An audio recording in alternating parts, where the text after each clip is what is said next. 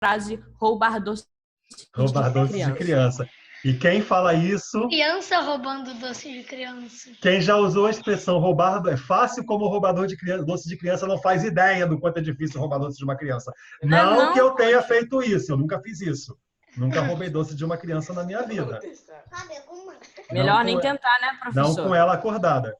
Mas, normalmente, quando as minhas sobrinhas estavam dormindo, eu roubava os doces delas. E no dia seguinte, quando elas acordavam se queixando, eu dizia, não sei, algum animal passou e comeu. Um rato, algo assim. De certa forma, o ser humano não é um animal, né? Então, é que nem eu vendo um pacote de biscoito, que não é bolacha. É bolacha, poxa. Não, é bolacha, biscoito. Que bolacha? Biscoito é comida de cachorro. Eu tenho provas. Biscoito é comida de cachorro. Que horrível. De cachorro é ração. Isso aí. Ora essa. Que é biscoito. E ração é o quê? Biscoito? Não. Isso aí é comida, é bolacha, poxa. Ah, mas peraí. Você sabe, calma, você sabe. Não sei biscoito se vocês sabem disso. Não sei se vocês sabem disso, mas a comida humana é chamada ração. Chama-se ração humana.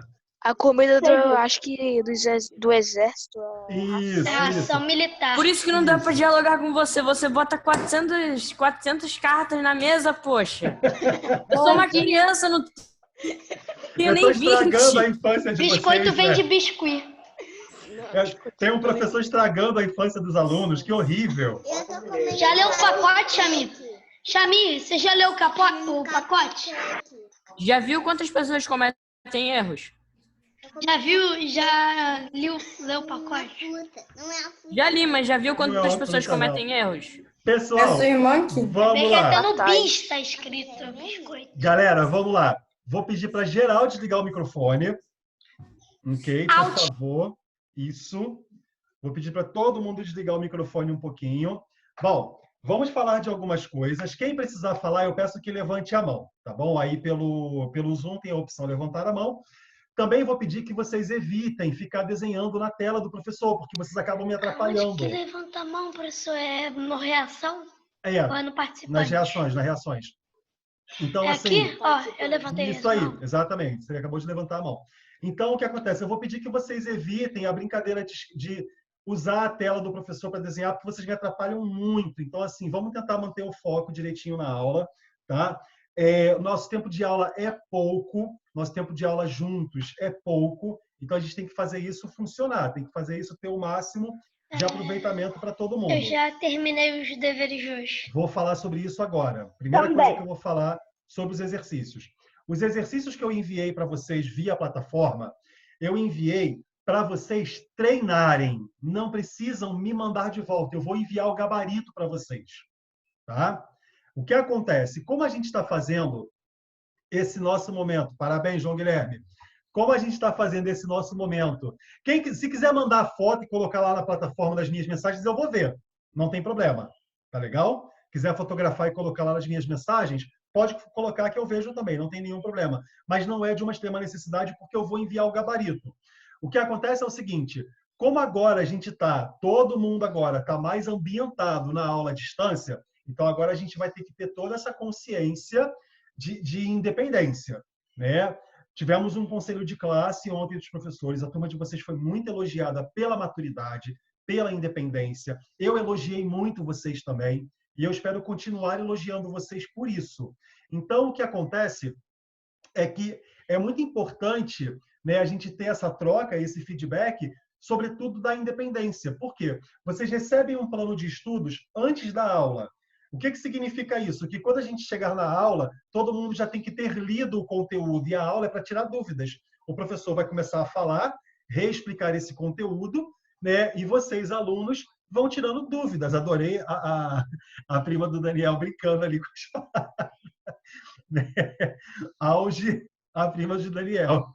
Então, o que acontece? O que a gente vai fazer, na verdade, é produzir esse conhecimento com base no conhecimento prévio, ou seja, o conhecimento que vocês já adquiriram quando leram o conteúdo. Todo mundo comigo até aqui? Tudo bem, de verdade? Alguém tem alguma dúvida, algum questionamento? Tudo bem. Então, beleza. Posso seguir para a gente começar o nosso conteúdo de hoje? Então, página 14 do livro, para quem tem o livro em mãos. Quem não tem, está vendo aqui na minha tela. Né? Imagino que quem esteja aí está vendo pela minha tela.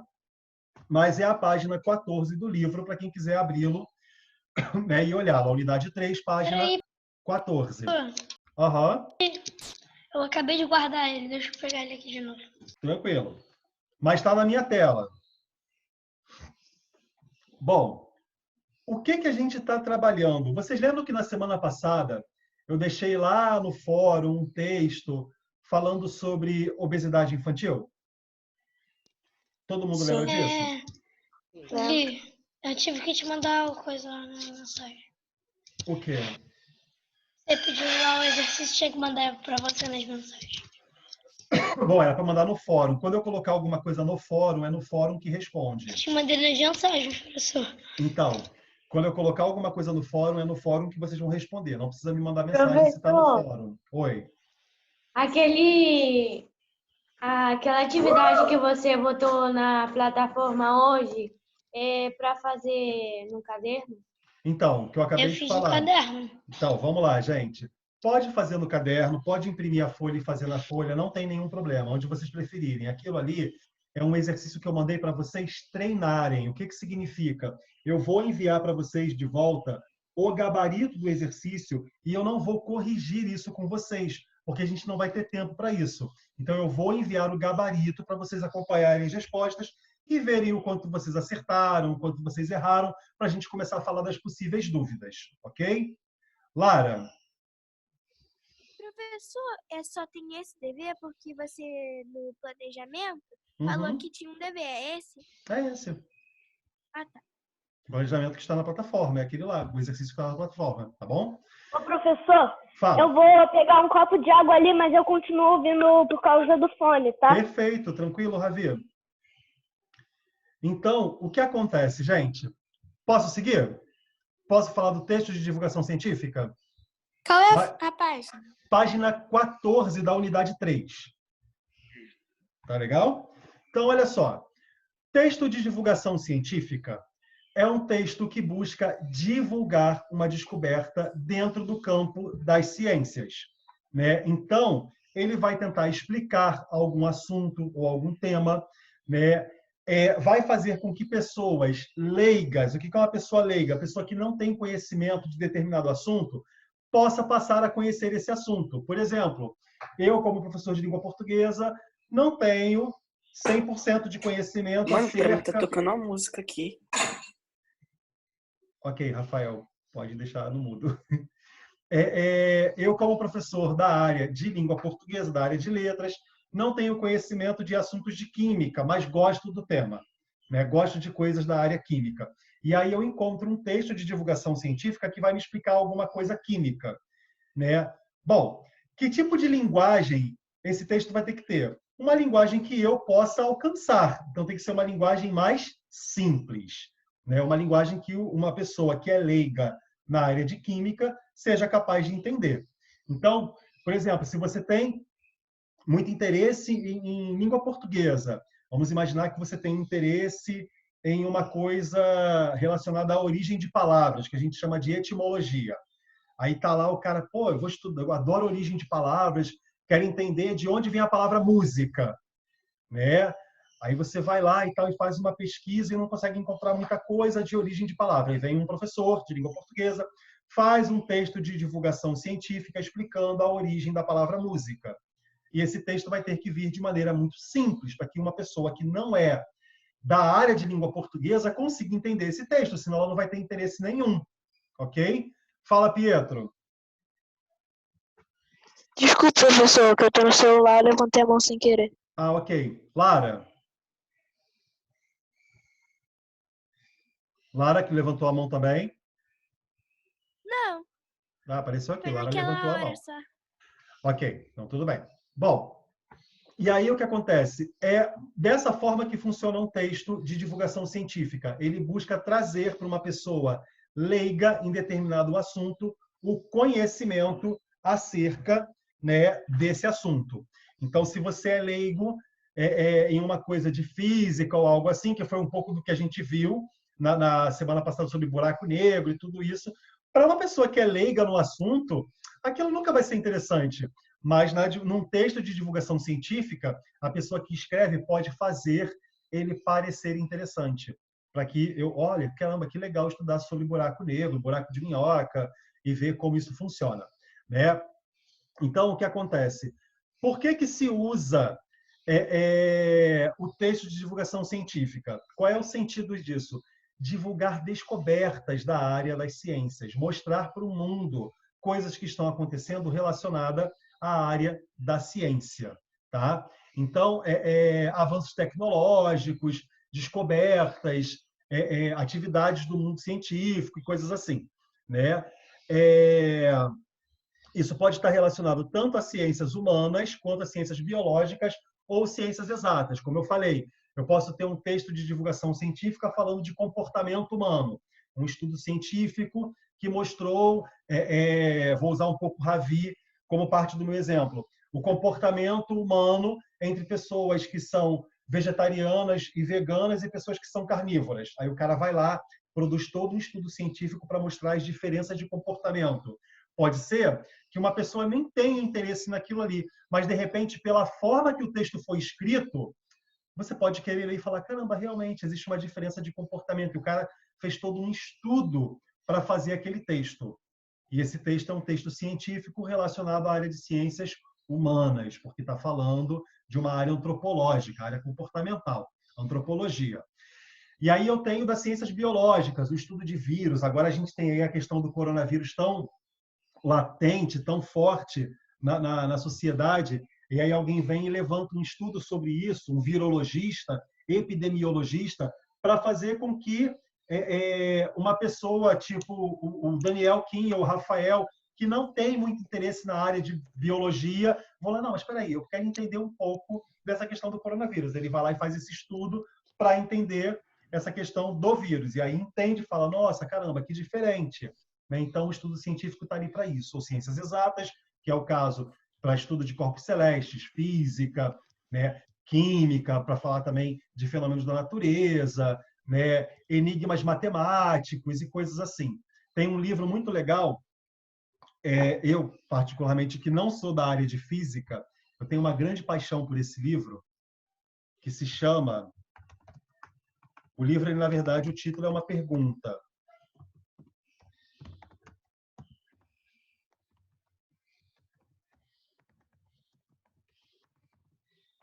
Alô? Oi? Ah, não, que você tinha ficado quieto, daí eu achei que... Nossa, que pergunta. O nome do livro é Eram os Deuses Astronautas? E o nome do autor, Eric von Duncan. Esse livro é fascinante, esse livro é incrível, mas é um livro assim, muito científico, né? Para mim, que não sou da área de ciências exatas, foi um livro super claro. Foi um livro muito fácil para eu entender. Claro, considerando a minha idade, tudo isso. Mas foi um livro super claro e super fácil para eu entender, né? E, assim, é um livro que eu simplesmente amo de verdade, né? Ele vai falar, por exemplo, daquelas construções de pirâmides antigas e coisas assim, né? Aquelas cidades maias, astecas, como olhadas de cima, ela tem uma simetria muito perfeita. Esse cara vai levantar uma teoria e dizer o seguinte: existiam, para o conceito daquelas sociedades que eles chamavam de deuses, eram um monte de alienígenas que iam orientando como eles faziam as construções. Porque eles faziam construções com simetrias perfeitas, e você, olhando do alto, tinha uma visão perfeita, mas eles não tinham como subir em nada para ter aquela visão. Então, ele vai abordar um tema dizendo que alguém estava ensinando a fazer. Então, assim, não é que existiam deuses, existiam seres de outros planetas que vinham na Terra e ajudavam. É um pouco da teoria, mas é uma... Hã? Fala de novo. Os ETs construíram Stonehenge. Pois é. Coisas... Ele vai falar de Stonehenge, ele vai falar das pirâmides egípcias, fala de muitas coisas legais, sabe? Mas é uma teoria incrível que ele vai trazer, né? E era um físico. Eric von Duncan, ele era um físico. E aí é isso, uma ideia, né, de texto de divulgação científica. Esse caso era um livro, mas tem os textos mesmo. Como é que funciona a estrutura desses textos? Predominantemente expositiva. O que significa dizer... Tá, eu não vou responder isso agora, não. Depois eu falo sobre isso. Vamos lá. O que significa, pergunto eu para vocês, um texto expositivo? E aí? Seria um texto bem objetivo? Objetivo? Ok, um texto bem objetivo. Para O mim que seria mais? um texto que você que alguém fizesse para mostrar para as pessoas alguma coisa, para mostrar uma opinião ou uma notícia, alguma coisa desse tipo. Ok, a Ariana também ia falar alguma coisa. Uma exposição. Tá, e o que seria uma exposição? Uma pessoa que faz alguma coisa e mostra para as outras pessoas, para elas verem. Uma investigação. Um museu temporário, sei lá. Então, vamos lá. Eu estou falando de texto expositivo, não estou falando de exposição. Texto expositivo, eu vou corrigir um pouquinho do que o Ravi falou. O texto expositivo não mostra opinião. Tá? Quem mostra opinião é o texto dissertativo. Ele expõe e argumenta. O texto expositivo, ele só mostra os fatos, os dados. Não é um texto argumentativo que argumenta? Então, vou falar sobre isso. Eu tenho dois tipos de texto. Texto expositivo, que você apenas expõe coisas e não argumenta. Texto argumentativo, em que você apenas argumenta sobre coisas. E texto dissertativo, que faz as duas coisas. Expõe e argumenta. Fechado? Todo mundo comigo? Sim? Então, o texto dissertativo seria, de uma forma, um texto expositivo. Sim. Deixa eu colocar aqui para vocês por escrito, e vocês podem até anotar isso que eu vou falar agora. Vamos lá. Deixa eu apagar isso aqui. Vou colocar aqui. Texto expositivo, expõe dados, fatos, sem argumentar. Texto argumentativo, discute, debate, mostrando opiniões. Texto dissertativo, expõe e argumenta. Faz sentido o que eu estou falando? Sim? Por isso que quando vocês estão estudando, né, com o Dominus, por exemplo, qual é o meu trabalho, o meu preparo com vocês para o futuro, para fazer a prova do Enem? Eu tenho que preparar vocês para saber fazer textos dissertativos, porque a prova do Enem requer uma redação cujo texto é dissertativo. Se ele é dissertativo, ele tem que ter o quê? Exposição e argumentação.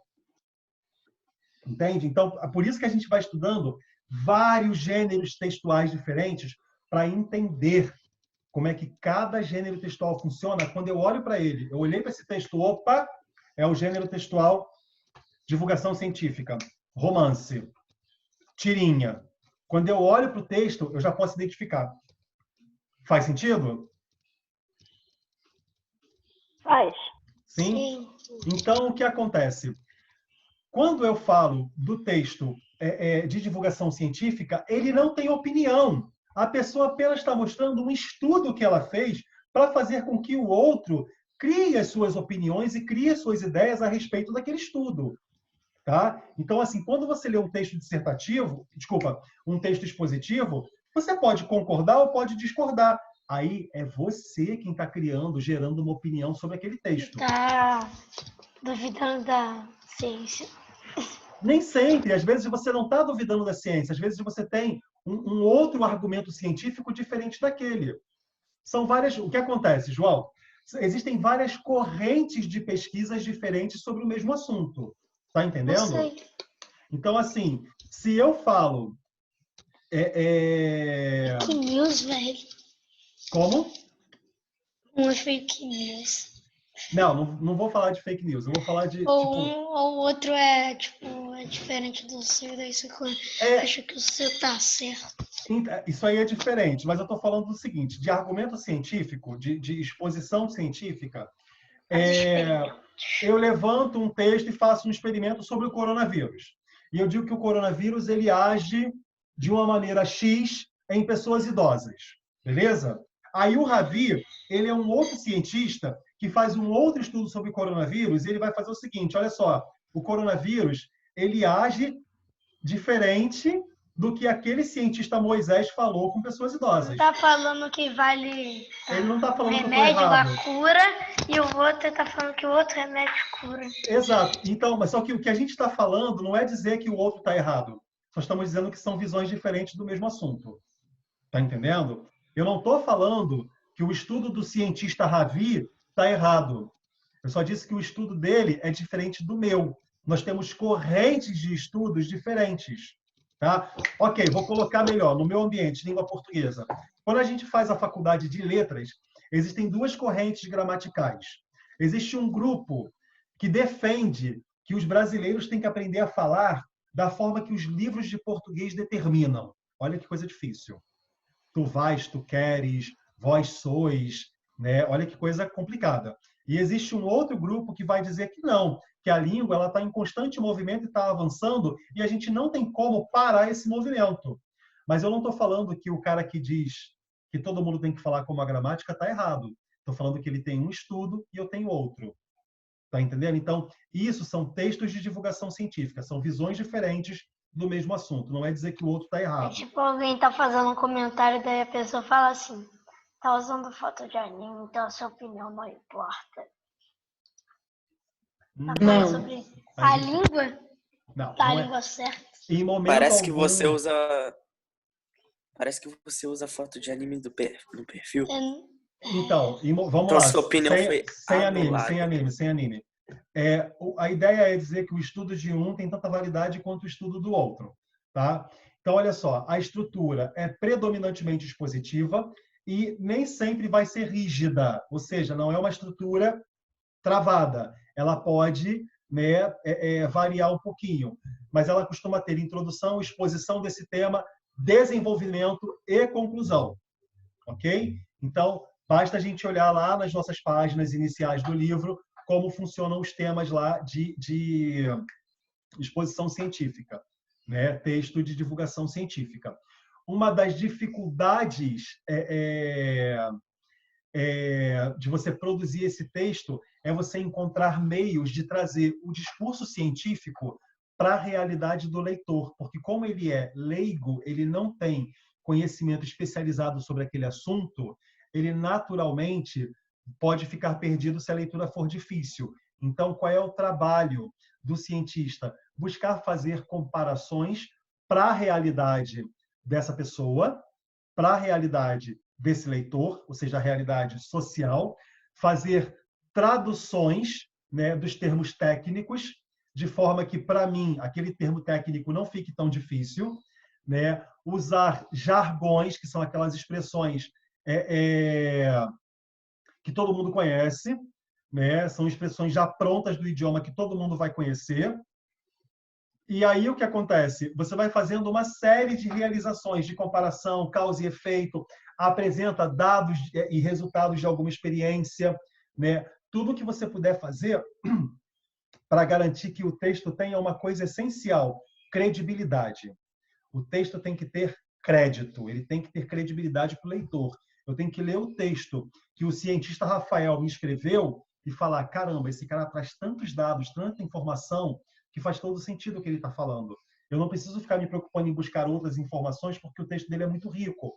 Ou eu vou buscar outras informações para ter mais conteúdo além do que ele está falando, porque o que ele me disse é muito interessante, eu quero me aprofundar. Então, eu vou buscar mais informações sobre o assunto. Tá legal? Então, é assim que funciona um texto de divulgação científica e, na maior parte do seu tempo, ele serve para levar para um público um conhecimento de uma coisa que não se tem. O professor Caio Menetti parecia que eu estava no Matrix, todo mundo parado, mexendo. Ok, João. E aí? Uau. Algum comentário ou pergunta relevante, por favor, relevante? Não. Todo mundo tranquilo? Fala. Ninguém?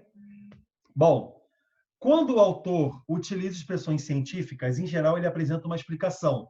Frequentemente, ela é introduzida com expressões do tipo ou seja, isto é, né? A pontuação, parênteses, travessão ou vírgulas, também ajuda a esclarecer algum conceito mais complexo, conforme a gente vai ver abaixo.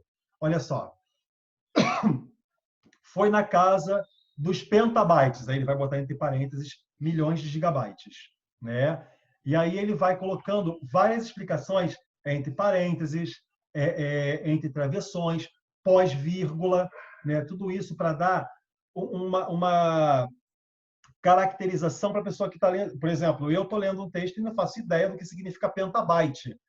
Mas o que é um petabyte? Como é que se calcula isso? Aí o cara vai lá e mostra, olha, milhões de gigabytes fazem pentabytes. Ah, ok, agora faz todo sentido. Né? Então, para isso que vai servir, para isso que vai servir todas essas questões. Tá? Então, o que acontece? A linguagem, em geral, ela é marcada por ser objetiva e impessoal. O que significa isso? É uma linguagem direta e não tem opinião do autor do texto. Ele não coloca a opinião dele. Tá? Mas isso não é uma regra, porque o tipo de linguagem está relacionado ao público, à intenção do autor e ao meio de circulação que o texto vai se destinar. Ou seja, como a pessoa que produz o texto, né, ela está considerando o público dela, ela também considera qual é a linguagem que ela vai usar. Né? Óbvio, impessoal sempre, ela não vai colocar a opinião dela ali. Ah, eu acho que é isso. Né? Eu li uma pesquisa sobre isso, mas eu discordo porque eu fiz uma pesquisa diferente. Ela não vai fazer isso. O que ela vai fazer é ser imparcial, impessoal e apresentar um novo texto com diferentes ideias, diferentes elementos. Tá? O texto pode ser acompanhado por imagens, por infográficos, esquemas e outros elementos gráficos que ampliam, complementam ou ilustram a explicação, com o intuito de tornar o tema abordado mais acessível ao leitor. Ou seja, a ideia central do texto de divulgação científica é dar ao leitor o máximo de vontade de ler. Então, muitas vezes, o que eu acho muito legal, revistas que eu gosto muito de divulgação científica, Super Interessante, Mundo Estranho, são revistas que têm muita coisa de divulgação científica e eles sempre colocam isso com muitas imagens. Então, você fica mais entretido enquanto está lendo. Então, aquilo ali fica mais atraente para você, não é uma leitura chata de um artigo científico. Né? Você já lê aquilo ali, caramba, isso aqui é legal. Nossa, o cara bota uma imagem de uma coisa ali e torna aquilo mais interessante para a sua leitura. Por isso que é tão importante, tão legal a gente ler essas coisas voltadas ao universo da divulgação científica quando tem imagens mais atrativas, mais atraentes. Todo mundo comigo? Sim ou não? Sim. Sim. Dúvidas, questionamentos, apontamentos? Falem agora, por favor. Não. Valentina, Lara, Ariana. Tá de boa, tio. Quem falou tá de Sim, boa? tá tranquilo. Eu? Não tenho. Ariana. Ah, tá. Cadê Valentina e Lara, que eu não vi aqui? Tô aqui. Ah, tá. Cadê Valentina? Tô aqui, eu que falei. Beleza. Tá tudo bem? Tudo tranquilo? Sim. Sim, de verdade. Bom, então, vamos lá. Vamos fazer algumas consideraçõezinhas finais aqui. Então, hoje a gente falou sobre o texto de divulgação científica. A gente mostrou como é que ele vai funcionar, né? Como é que vai ser a estrutura dele, a linguagem dele. Falei que a estrutura dele não é uma coisa fixa, mas normalmente apresenta... ele tende a apresentar uma exposição, né? Ele introduz, expõe o tema, desenvolve e conclui. Ou seja, ele tem diferentes etapas normalmente, mas não quer dizer que é sempre assim. Às vezes pode ser um pouco diferente, mas é comum que você exponha, né, o estudo científico para poder introduzir e desenvolver também a sua ideia. Você tem que falar sobre o que você está falando. Você tem que mostrar qual é o estudo científico que você está trazendo. Então, é assim que vai funcionar né, esse nosso texto de divulgação científica. Coisa importante, bloco está chegando. Tristeza, chegou na minha casa também. Já chegou? Pera, é bloco online ou Bloco eles vão online. entregar? Não, bloco online. Tá. Vai ser o bloco online. Mas o livro é coisado, a gente deveria ir buscar o livro. Meu Deus, professor, agora o meu gato, ele me deu um susto. Ele pulou em cima da mesa, do nada. Aí, Cacau, do nada, ela sobe na mesa, sobe na cadeira, muito aleatório.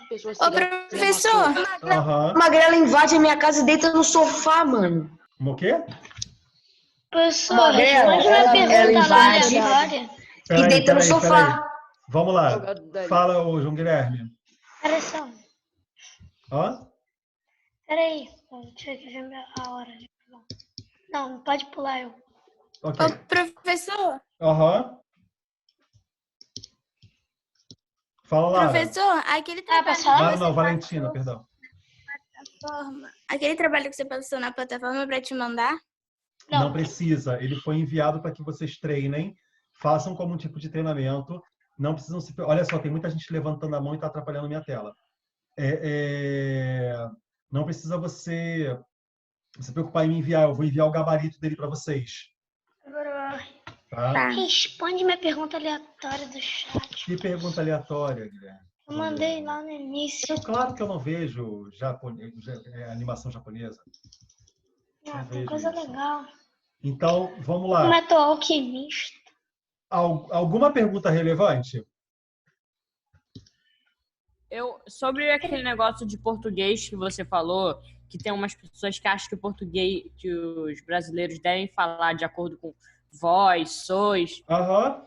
Eu acho que, tipo, a gente estudar isso na escola não vale a pena, porque a gente vai usar isso em algum momento na vida? Vai. Tipo, falar com alguma pessoa? Não para falar, mas vai. Sabe quando você usa?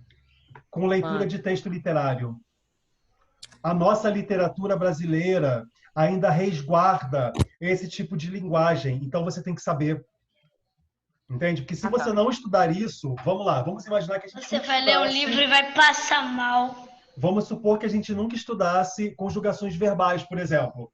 E aí o que ia acontecer? Quando você estivesse lendo uma literatura brasileira, sei lá, você quer fazer vestibular. Alguns vestibulares mandam você ler algum livro.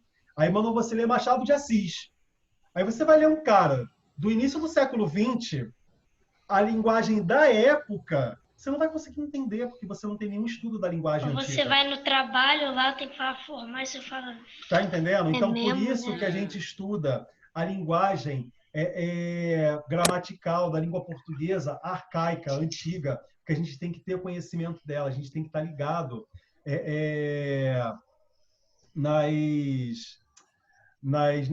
em tudo que vem acontecendo dentro, né, da nossa linguagem. Gente, vou pedir para vocês evitarem o chat para ficarem fazendo esse tipo de coisa durante a aula.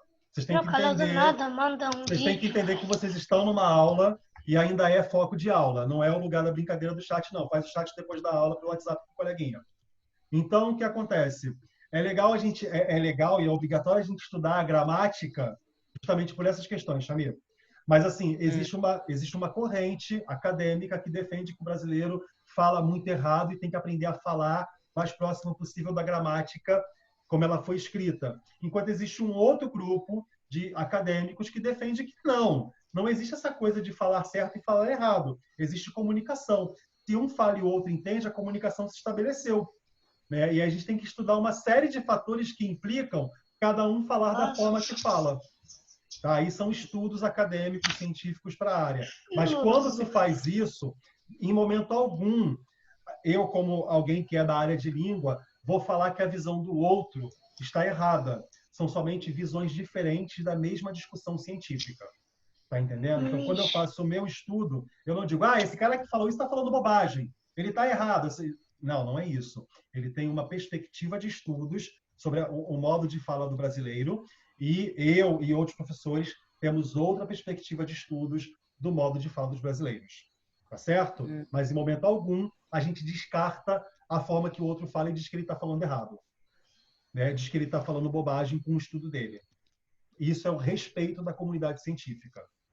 Tudo bem? Tudo bem. Então era isso. Gente, vou liberar vocês. A gente vai se encontrar na próxima semana. Tá legal?